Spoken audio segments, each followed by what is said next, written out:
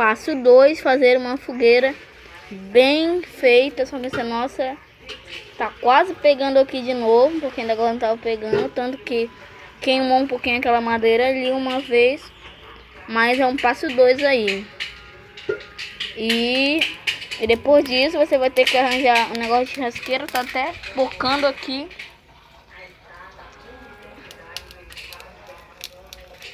Começando. Quando tiver mais, a mamãe vai botar o negócio de churrasqueira. Negócio pra botar os peixes aí. E a gente vai ensinar como fritar e depois colocar na mesa só pra comer. Depois, próximos vídeos aí também vão ser de comida. No almoço, no jantar e próximos vídeos aí.